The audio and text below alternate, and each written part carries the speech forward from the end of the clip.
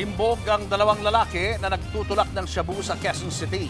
Ang mga suspect pinili pang gawin ang bentahan sa tabi ng simbahan. Nasa frontline ng balitang yan si Carol De Asa. Sa parking lot sa tabi ng isang simbahan sa Barangay Santo Domingo, Quezon City, naaresto ang dalawang lalaking ito dahil sa pagbebenta ng iligal na droga. Nakuha sa kanila ang nasa 1.7 million pesos na halaga ng shabu.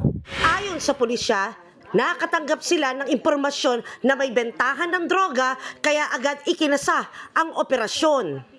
Unang napagkasunduan ang transaksyon ay magaganap sa Muntinlupa at nalipat ito sa Taguig dahil pabago-bago ang isip ng mga suspect at kinalaunan ay bumagsak na dito sa Quezon City.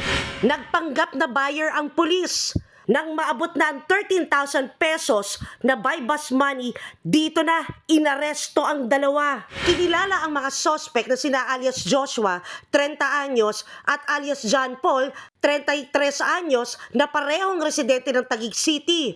Na-recover mula sa kanila ang 250 gramo ng shabu, 2 cellphones, buy bus money, baril, at ang kotse na ginamit. No-comment po ako. Tungkol naman doon sa baril. Ano? Sa'yo ba yun? Opo, akin po. Bakit kami baril? Para proteksyonan po yung aming bahay. No comment po. Ano lang po ako, car-rental po ako. Hindi ko po alam yung ano, kung ano pong nangyari.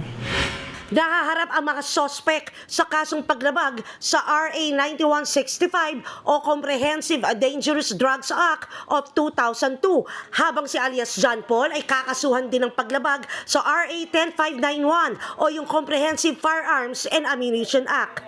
Nagbabalita mula sa Frontline, Carol De Asa, News 5!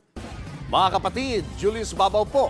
Para sa komprehensibo at makabuluhang balitaan at talakayan, mag-follow at mag-subscribe na sa social media pages ng News 5.